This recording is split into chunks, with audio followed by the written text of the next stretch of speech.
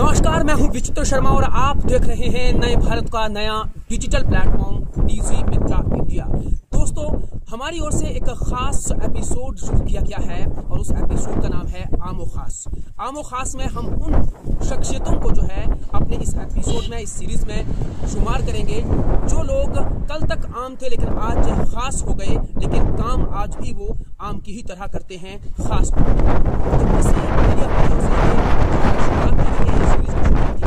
और इस वक्त हम लोग सैकड़ों माइल्स का सफर तय करके हिमाचल प्रदेश के आकांक्षी जनपद चंबा के जनजातीय क्षेत्र भरमौर की फूल पंचायत की ओर रवाना है, अग्रसर है। और इस वक्त हम लोग भरमौर से कम 8 या 10 किलोमीटर जो है वो पीछे हैं और उस जगह पर मौजूद है जहां से भगवान शंकर महादेव जी के दर्शन होते हैं। और पहले कैलाश पर्वत के दर्शन अगर कहीं से होते हैं तो इस जगह से होते हैं और यहीं से दर्शन होते हैं उस शख्सियत के गांव के जो शख्सियत जो है आज खास लोगों के लिए आम होकर काम कर रही है। और वो कोई और नहीं बल्कि मेद सिंह है। और वो मेद सिंह जो शख्सियत है, वो जो सामने गांव देख रहे हैं, इन पहाड़ियों पर ऊपर चढ़कर जो है, जो इतनी बड़े भूभाग पर, इतने भूखंड में ऊपर जाकर ये गांव है, वहीं पर वो रहते हैं। उन्हीं के पास जाकर आज हम लोग जो है उनसे आम और खास तमाम सारी बातें करने वाले हैं। दोस्तों, उम्मीद है कि आपको हमारी ये जो आम और खास सीरीज है वो बहुत पसंद आएगी और उसी सीरीज के तहत ये पहला एपिसोड है जो हम आपको दिखाने जा रहे हैं। इसलिए आप लोगों का आशीर्वाद, प्यार, ये तमाम सारी चीजें हमें चाहिए। फिलहाल तो चलिए हम चलते हैं उन आम शख्सियत से मिलने के लिए जो कि आज खास बन चुकी है।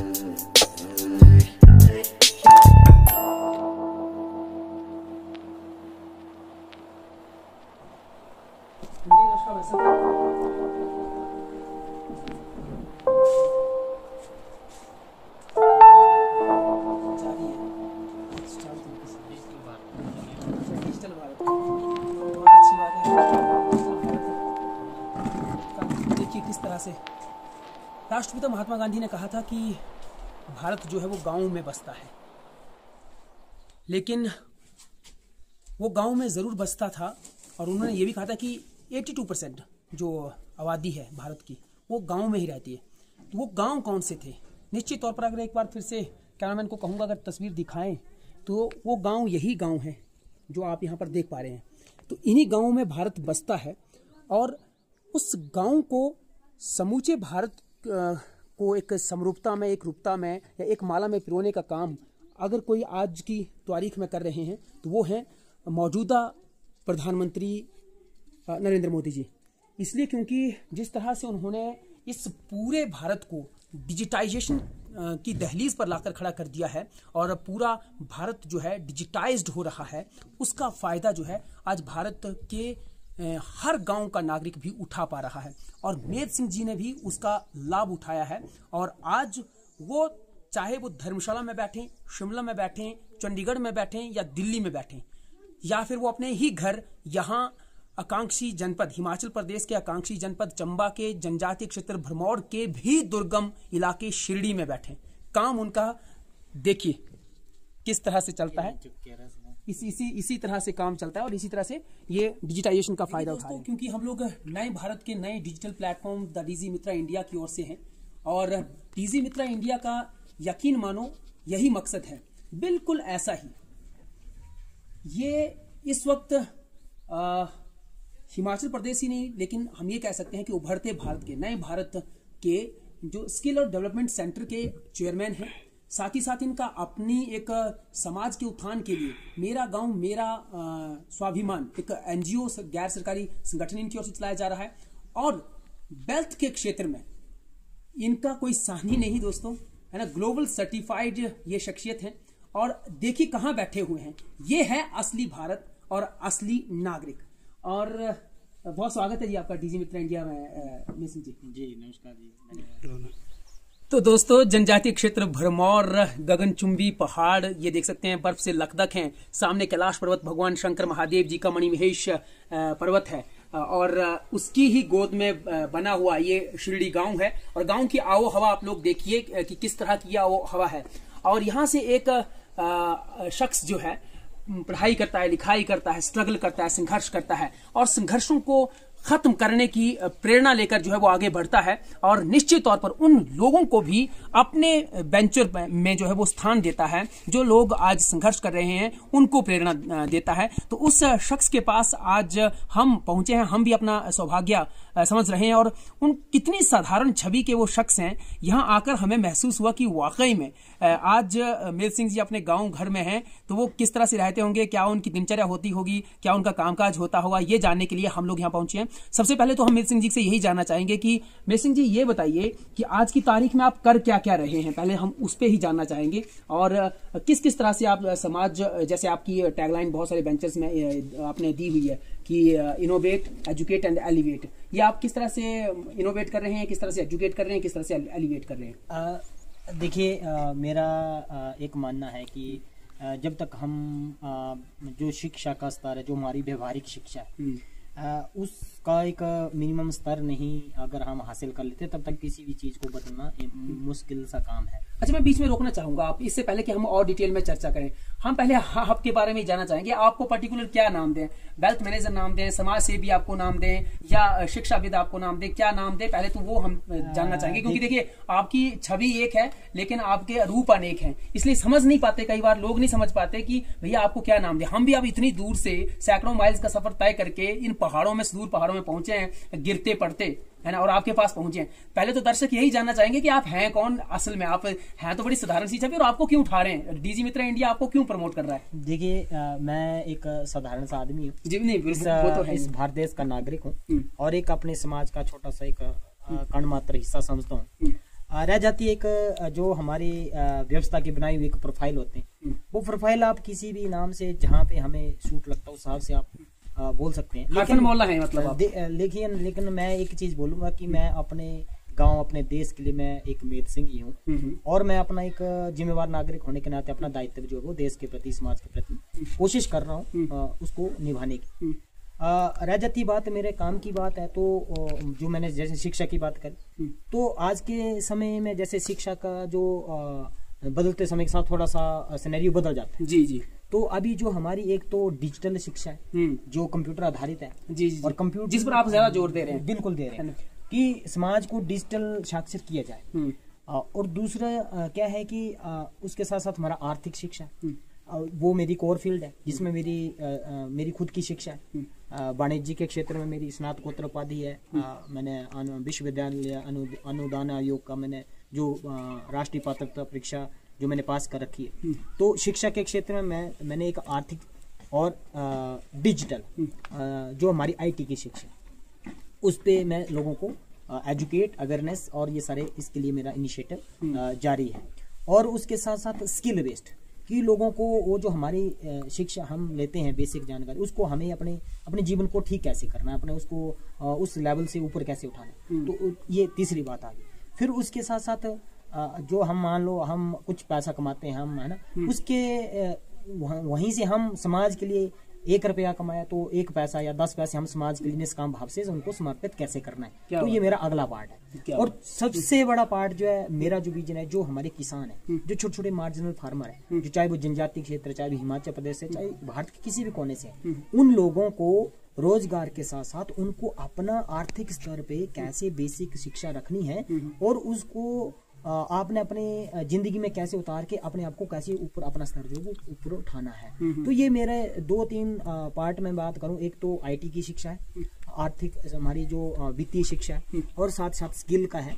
और तीसरा क्या है कि चौथा पार्ट हमारा समाज के लिए जी कैसे अपने समाज के लिए जो हमारे असहाय वर्ग है, हमारे बुजुर्ग हैं, महिलाएं हैं, जो हमारे भारत का आधी आबादी हमारी महिलाएं हैं, लेकिन उनके लिए कैसे रोल मॉडल बना जाए, उनको कैसे घर बैठे, क्योंकि हमारी माता बहनों का जो दिनचर्या ज्यादातर वो घर में बीतती है, जो अगर वो नौकरी पेशा से नहीं है, तो उनको ये महसूस ना हो कि हमें जो भारत जो सरकार के द्वारा योजनाएं चलाई जा रही हैं उन तक कैसे नहीं पहुंच पा रही। तो उनके बीच में जो हमारा सबसे बड़ा गैप है वो है कम्युनिकेशन का। तो उनसे कैसे पत्राचार या वार्तालाप कैसे बढ़ाया जाए। तो ये समाज के जो अभिन्न अंग है, हमारी महिलाएं हैं, हमारे युवा हैं, सबसे बड़ा ज्वलंत मुद्दा आज की डेट में नशाखोरी का है युवाओं के बीच में।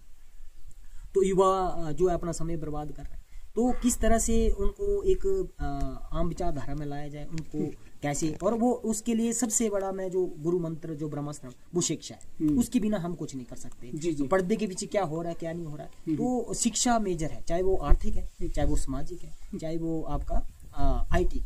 मेहसिन जी, आप फाइनेंस सेक्टर में एक रिनाउंड पर्सनालिटी है, इसमें कोई दो राय नहीं है। यहाँ अब फाइनेंस सेक्टर की मैं बात करूंगा तो कौन समझेगा, लेकिन क्योंकि डीजी मित्रा इंडिया की टीम यहाँ पर पहुंची है तो एक एक बात जो है वो आप तक मैं रखने वाला हूँ। आपका जो संघर्ष रहा है ना, आप एक पाई के लिए मोहताज रहे हैं, क्योंकि इस इलाके में तो जाहिर सी बात है क्या हो सकता है, यहाँ पर खेती बाड़ी भी अगर होती होगी, पत्थरी दिख रहे हैं, मिट्टी तो बहुत कम यहाँ पर दिख रही है, इसलिए भी क्योंकि बारिश जब होती होगी तो मिट्टी जो यहाँ की उपजाऊ मिट्टी है वो तो बहकर सीधे ही रावी नदी में या बुड्डल नदी में चली जाती होगी। तो यहाँ पर बचता क्या है, पत्थर ही। इन पत्थरों को तोड़ कर आप यहाँ से आगे बढ़े हैं, किस तरह का आपका संघर्ष रहा है, और वित्तीय सेक्टर में आज आप बेताज बादशाह हैं, मैं ये कह सकता हूँ कि क्योंकि आप जो है जिनके पास धन है उस धन को कैसे मैनेज करना है उसकी पढ़ाई आपने पढ़ी है और लोगों को आप समझाते हैं।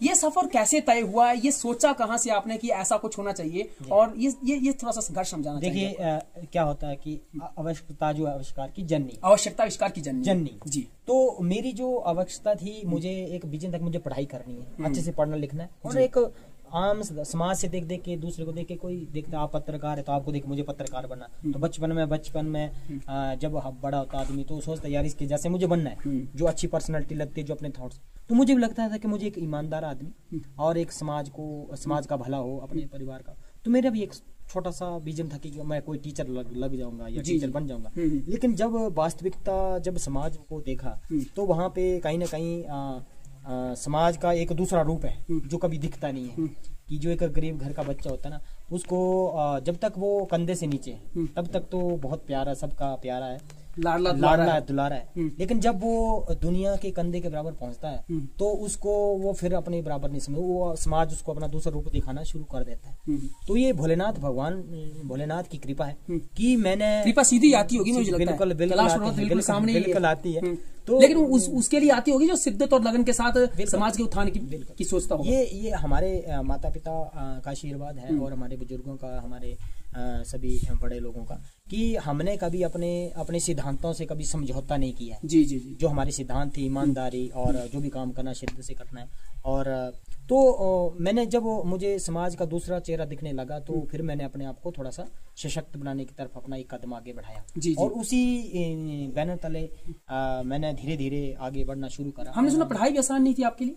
बिल्कुल स्वाभाविक है, अगर आप पढ़ाई की हिस्ट्री जानेंगे तो। स्कूल कितनी दूर थे आपके, कहाँ का? यहाँ से 5 किलोमीटर पैदल जाते थे स्कूल को, हाई स्कूल। उसके बाद हमारा भरमौर, आज यहाँ से 18-20 किलोमीटर हमारी जो उच्चतम, कहने को 18-20 किलोमीटर है, लेकिन आना जाना तो हमारा 30-35 किलोमीटर का वही ना। उसके बाद हमारी कॉलेज की पढ़ाई चंबा में हुई है, और छुट्टियों में किस तरह से मैनेजमेंट करना है। और जैसे आपने एक चीज कही कि यहाँ जो पत्थर ही दिखते हैं जमीन में, मैं इसका एक पॉजिटिव पक्ष बताता हूँ कि ये जो हमारी जमीन है काफी उपजाऊ है। अगर यहाँ पे थोड़ा बहुत अगर ढंग से काम करे हमारा सिस्टम, तो यहाँ पे 4 चांद लग सकते हैं। मैंने इन्हीं खेतों में 8 साल 10 साल मैंने सब्जी उत्पादन का काम किया, और उसी के आधार पे उत्कृष्ट किसान का उत्कृष्ट किसान का मुझे सम्मान भी हासिल किया था। हमारे स्वर्गीय जो पंडित तुलसीराम जी जो थे, तत्कालीन विधानसभा अध्यक्ष थे, उन्होंने मुझे सम्मानित किया था। वो कई बार अपने भाषणों में मेरा जिक्र भी करते थे कि मेरा। आपके बाद कोई और भी मेहसिन जी निकला यहाँ से, कोई ऐसा उत्कृष्ट किसान? जी नहीं, ना तो पहले था ना उसके बाद हुआ। हालांकि उससे बाद ज्यादा पैसे खर्चे गए, बहुत सारे सरकार ने पैसा खर्चा। हमारी पंचायत में मैं एक और स्कीम का जिक्र करता हूँ। चलो किसान के बारे में हम बाद में बात करेंगे। आपके संघर्ष की बात हो रही थी, और आपने जो ये काफी लंबा संघर्ष है, ये 5-10 मिनट में इसको को समाप्त नहीं कर सकते। और लेकिन मैं एक नटसेल में अंतिम रिजल्ट बताऊं तो एक पूरे कंक्लूड शब्दों में बोलूं तो ये काफी गांव की बात है। चाय भी आ गई है, चाय भी आप दे सकते हैं हमें।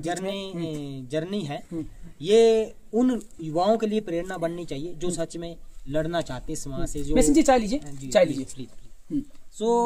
ये गांव का ये अपने ये गुनगुनी धूप में चाय आ गई है, बातचीत चल रही है, इससे बढ़िया इंटरव्यू साक्षात्कार और कुछ हो नहीं सकता। असली भारत जहां कहा ना कि गांव में बसता है और किस तरह से बसता है, तो उसमें कोई लाग लपेट नहीं होना चाहिए। वैसे जी क्यों? जी बिल्कुल बिल्कुल। तो असली जो पिक्चर है होता क्या, समाज अपनी सच्चाई को छुपाता है। जी बिल्कुल। अब जो मेरी वास्तविकता, अब देखिए ना, सूट वूट में रहने वाले मेत सिंह जी जो है, जहां पर जब अपनी चेयर पर बैठते हैं, जब जो चेयरमैन होते हैं, और यहाँ देखिए चेयरमैन की एक स्थिति देखिए किस तरह के हैं। क्या आपने कभी ऐसा कोई शख्स देखा होगा? हम कोई इनकी बड़ाई या उस तरह से नहीं कर रहे, लेकिन संघर्ष की असली कहानी यही होती है दोस्तों। मैंने भी अपने पर्सनल ब्लॉग में कहा था ना आपको कि बहुत सारे ऐसे दोस्तों को मैं जानता हूं जो कितने डाउन टू अर्थ हैं और कहाँ हैं, किस स्तर पर हैं, उनका कोई सानी नहीं है। जी तो जो हमें अपनी वास्तविकता दिखानी चाहिए। अगर हम गरीब है तो रियलिटी में गरीब दिखने चाहिए, अगर अमीर है तो दिखनी चाहिए अमीर, अगर आप शिक्षित है तो आपके काम से आप शिक्षित। अब जैसे आप मैं आपके लिए दो शब्द बोलूं तो आप भी इसी क्षेत्र से संबंधित हैं, और आप जो पूरे राष्ट्रीय इंटरनेशनल स्तर जिस नेटवर्क पे आपने काम किया, अभी आप नई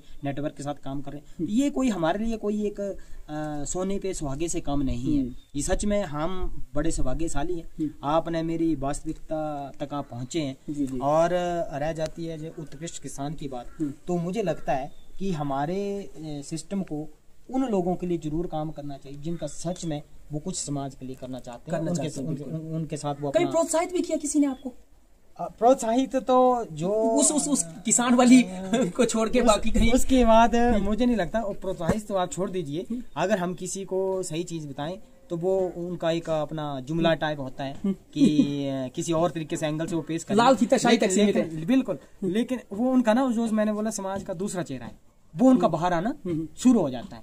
लेकिन जिसका कोई नहीं होता, उसका रब होता है, ईश्वर होता है, और हम उसी ईश्वर, वही हमारा रब है, वही ईश्वर है। मेत सिंह जी ये बताइए, कमाल की बात है, मैं वही कह रहा हूँ ना कि एक दौर था कि जब आप पाई के लिए मोहताज थे, पढ़ाई के लिए आपने कैसा संघर्ष किया ना, आज आप लोगों को बताते हैं कि भैया पैसा कहाँ लगाना है, कैसे लगाना है, किस तरह से सिस्टमैटिक उसको पूरा मैनेज करके दिखाते हैं। मैं वही कह रहा हूँ कि आप ये कैसे कर ले रहे हैं, क्योंकि आज लड़ाई ही पैसों की है ना। ये सब संभव हुआ शिक्षा से। मैंने शिक्षा से, मैं डंके की चोट पे बोलता हूँ, मैंने जो एक व्यवहारिक शिक्षा जिसको अपनी जिंदगी को कैसे बदलना है, उस पे मैंने काम किया है। और इसका टोटल जो श्रेय जाता है 2008 के बाद या 10 के बाद 14 के बाद, जब 2014 में हमारी जो एनडीए सरकार आई और जो हमारे माननीय ये अपने हमारे परम पूजनीय हमारे प्रधानमंत्री जी ना, मैं उनको ही सारा क्रेडिट दूंगा। उन्होंने जो और दूसरा क्रेडिट उनकी दूरदर्शी सोच को देंगे। बिल्कुल दूंगा, बिल्कुल दूंगा। और दूसरा मैं एक और क्रेडिट दूंगा हमारे स्वर्गीय, हमारे जो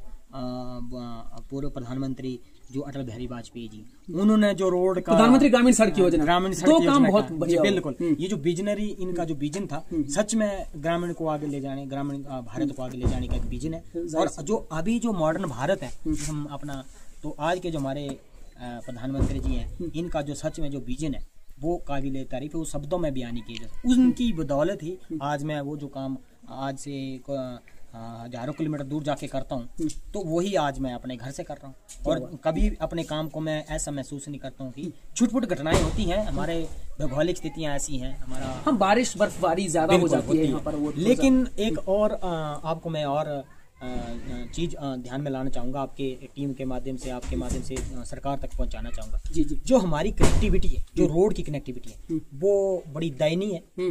इस बात को आप जरूर भारत हिमाचल सरकार तक पहुंचाएं। निश्चित। जो हमारे जो मंत्री हैं वो पहुंचाएं कि हमारे जनजाति क्षेत्र में हमारा 6 महीने हमारी दिनचर्या जो नॉर्मल सी होती है, उसके बाद 6 महीने तो हम प्रभावित रहती है। तो हमारे जो रोड है, रोड की व्यवस्था हमारी, और यहाँ पे बहुत बड़ा एक राज्य स्तरीय अभी हमारा चंबा का इंटरनेशनल फेयर होता है मिंजर, उसके बाद हमारी मणिमहेश यात्रा होती है, सदियों से चलती आ रही। उस वक्त क्या हालत होती है, उस वक्त ये जो अव्यवस्था फैलती है, तो अफरा तफरी में तो आम जनमानस, मेरे जैसा आदमी, साधारण आदमी जो एक दिहाड़ी लगाता है, मजदूरी करता है, या खेती बाड़ी करता है, तो उसको अपनी चीजें उसकी वहीं सड़ जाती है। जी जी। या बीमार आदमी है, महिला है जिसको इमरजेंसी ले जाना, उनके लिए बड़ी दिक्कत है। जी। तो मैं हमेशा मैं आज अपने आप को आज भी उसी 25 साल पीछे की जिंदगी में जीता हूँ घर आके, जी, जी, क्योंकि जो व्यवस्थाएं वैसी की वैसी है, उसमें कोई खास चेंज नहीं आया है। हाँ, हाँ। कागजों में तो हजारों चेंजेस आई। जब आप इन दोनों लाइफ में कोई अंतर है? एक तो आपका जो दूसरी वाली सूट बूट वाली लाइफ है, जो बहुत शानदार लाइफ है, आप जब शहर में पहुंचते हैं, जब धर्मशाला में अपने आलीशान ऑफिस में बैठते हैं। दूसरा, जब आप गांव में यहाँ पर इस तरह से बैठते हैं, तो लोग आपको दोहरे चश्मे से देखते हैं या एक ही चश्मे से देखते हैं कि ये बातचीत का नजरिया कैसा रहता है? लोग क्या सोचते हैं, ये मुझे उस पर नहीं जाना है। लोगों का काम है कहना, है ना, एक डायलॉग है, मुझे आता नहीं पूरी तरह से, लेकिन अपना काम है काम करना। जी जी। और दूसरी बात क्या है कि जो सूट बूट में बैठना, और अभी जो बैठा हूँ मैं बिना सूट बूट के, जो हम कागजों के हिसाब से, लेकिन मुझे लगता है ना हमें अंतिम रूप देखना चाहिए कि एक्चुअल फर्क क्या आ रहा है। चाहे हम सूट बूट में बैठे, अगर मैं अपने काम से किसी की सहायता नहीं कर सकता हूँ, किसी को मन की शांति नहीं दे सकता, तो फिर मुझे नहीं लगता कि आप बड़े सूट वूट पहन के कोई लाभ है।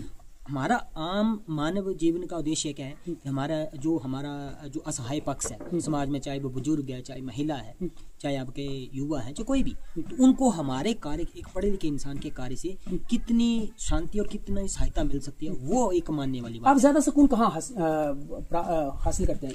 अपने यहाँ गांव में या फिर जब आप? देखिए, मुझे अभी तक सुकून ना तो अब कभी मिला है और ना मिलने वाला, क्योंकि मेरे को जब अव्यवस्था दिखती है, तो अव्यवस्था आपको हर जगह दिखती है या फिर सिर्फ एक ही जगह? देखिए सर, अगर मेरे चश्मे से देखूं तो मैं जब अपने उस जीवन में जाता हूं पिछले वाले, अगर एक देखिए, मैं छोटी सी एक चीज बताता हूँ।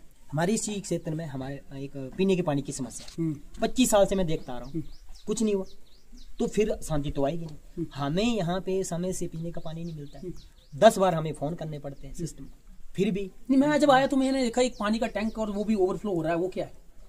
ये व्यवस्था का पार्ट है। सरकार देखे, बहुत सारे कर्मचारी वर्ग है, वो क्या कर रहे हैं, कहाँ घूम रहे हैं, इनको पता नहीं अपने काम का। तो कितने मुद्दे उठाने, ये बहुत लंबा चला जाएगा। हाँ बिल्कुल, बहुत लंबा चला जाएगा, बहुत लंबा चला जाएगा, जाना भी है उस पर। आगे चलते हैं। मेरा अब ये है कि सबसे बड़ा कि एक शिक्षा और स्वास्थ्य और रोजगार। अब हमारे ये अभी जस्ट आज से 25 साल पहले और आज का अभी ऐसे का वैसा ही, तो कुछ ना कुछ हमें सबको सोचना पड़ेगा। हमारे हुक्मरानों ने कुछ किया, कागजों में बहुत कुछ किया, दिखाते हुए लोगों को किया है, लेकिन धरातल पे आए, आपकी टीम, आप जाएं, आप घूमें और देखें कि मेरी तरह और कोई आदमी किस तरह से उसी अव्यवस्था में जी रहा है। हो सकता है एक आदमी के ऊपर तो किसी तरह से उसका भोलेनाथ की स्पेशल कृपा हो ना हो, अलग बात है, लेकिन गांव में हमें जाना चाहिए। और मैं तो स्पेशली आपसे एक रिक्वेस्ट करूंगा कि आपकी जो टीम है वो गांव में जाए, जनजातीय क्षेत्र के गांव तक जाए, और ऐसे बहुत सारे मेद सिंह होंगे, वो बहुत तरीके से जिस तरीके से मैं लड़ा हूँ इस समाज के खिलाफ, वो उस तरह से ना लड़ पाए हों।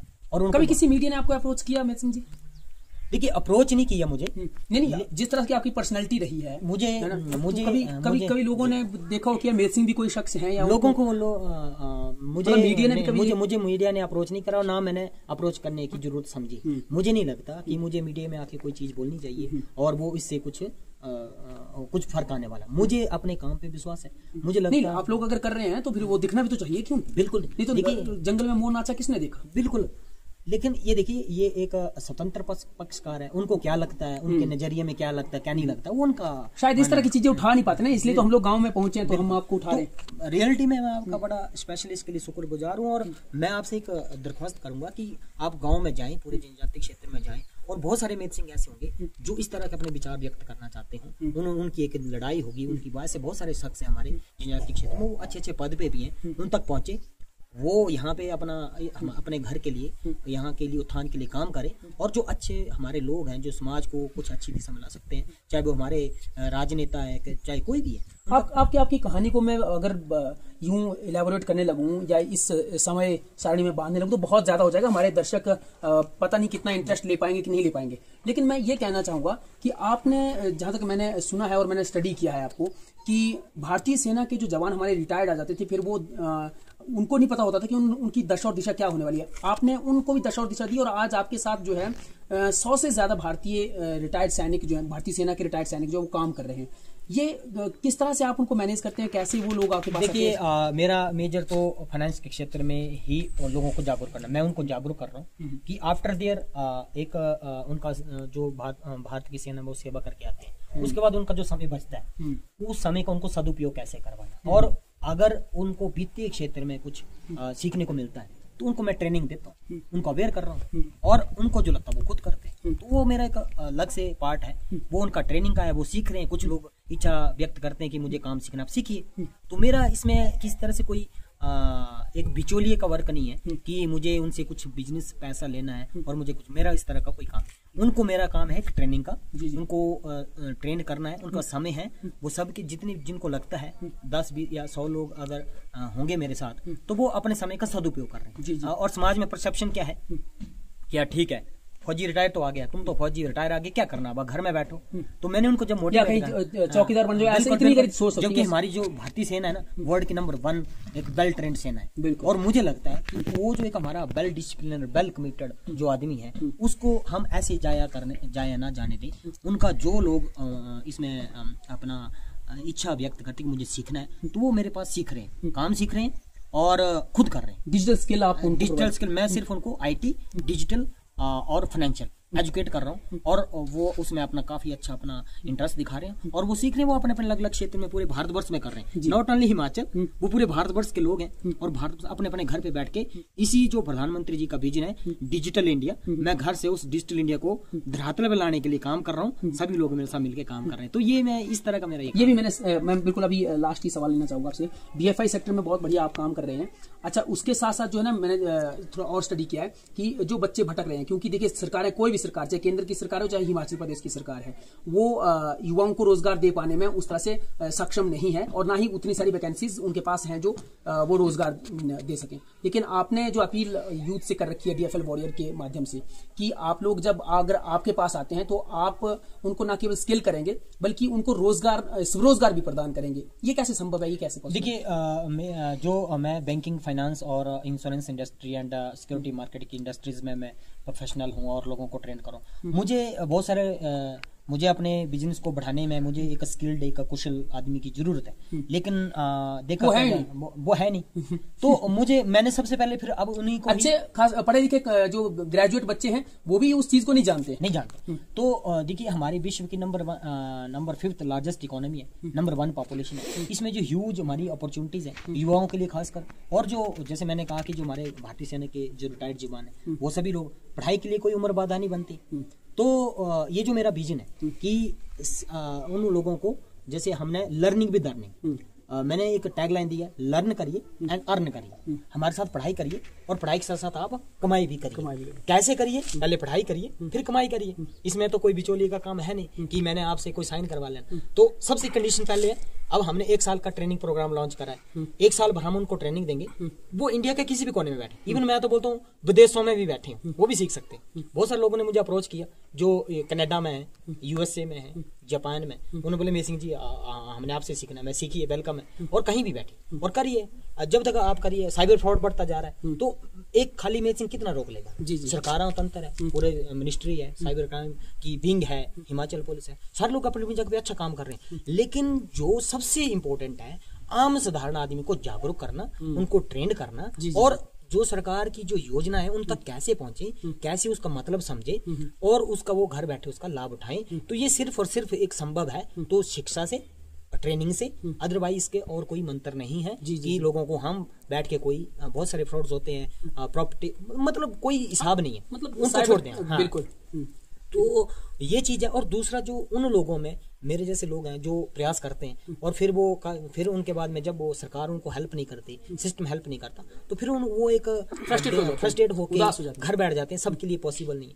तो मेरा मानना ये है कि हमारे जो अलग अलग पक्षकार हैं उनको बैठ के हमें आइडेंटिफाई करने चाहिए। अब मैं पंचायत अंत में एक चीज और कहूंगा, जैसे हमारी पंचायतें, हमारे जो पंचायती राज सिस्टम है वो हमारे सरकार का बहुत जो थ्री टायर सिस्टम है, काफी सबसे बड़ी लार्जेस्ट एजेंसी है प्लानिंग की। एक गुड प्लानिंग, अगर गांव का विकास करना है तो पंचायतों के स्तर पे एक प्लानिंग करने का एक सबसे एक ट्रांसपेरेंट और एक हमारा माध्यम है जनता लोगों के पार्टिसिपेट। लेकिन कितने लोग जागरूक हैं?